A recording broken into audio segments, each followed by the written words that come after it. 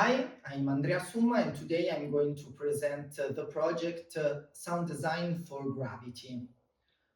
I studied at Science Institute of Milan and Florence Academy, and today I manage a musical studio in Florence called Sonoria. I'm a producer and arranger, and I work in live events as a sound engineer. I'm even a up and coming artist. 2 years ago, I published my two EPs, Sulla Strada and Vagabondi, and I play all over Tuscany, even with my band called The Oranges. My genre is pop. My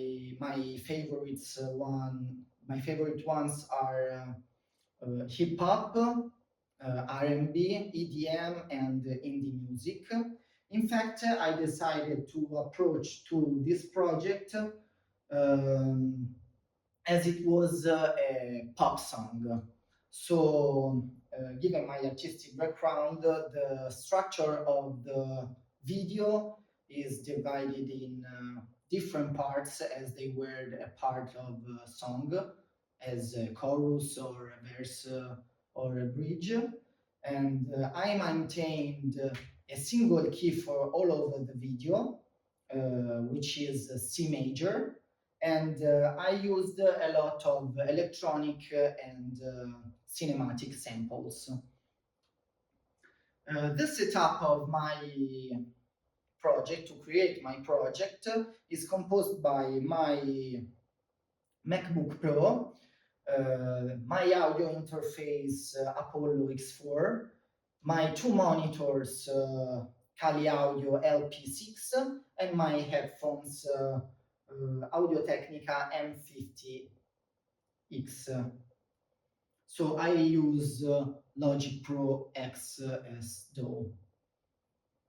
I decided to divide the video in 5 different parts. The first part is composed by the title and the intro, the written intro that sets the aesthetics and the mood of the film. The second part is the Earth. We can see the Earth view. The third part is the arrival of the space shuttle.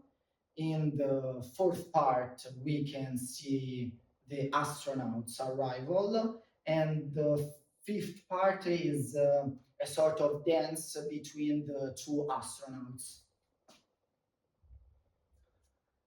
I decided to divide the composition of this project in 2 parts. The first part is the intro and the title, which has got 135 BPMs and has the chords A minor, C5, G5, E5. These are tension chords because I want to create this tension before arriving at the title Gravity, which has no sound except for the only one note, the sub bass note that plays C, the tonic note. After the title, we can see the Earth view, and from this to the end of the video, the chords are 4: F, G, E minor, and G. And the BPM slow down in 72. From this part to the end of the video, you can hear a repetitive melody, which is composed by 3 notes, F, C, and G. I want to play a lot of times this melody because it creates a sort of psychedelic mood and atmosphere. But I chose to play this melody in different tempos, octaves, and instruments to enhance the power of the part of the video and create this sort of zero gravity which the film is based on. So the sound family is composed by electronic, cinematic, and synthwave sounds. For the harmonic part, I use mainly Serum and Analog Lab with digital keys, with pads, with electronic pianos and organs. And for the melodic part, I use mainly leads and mallets and sub bass that I already said.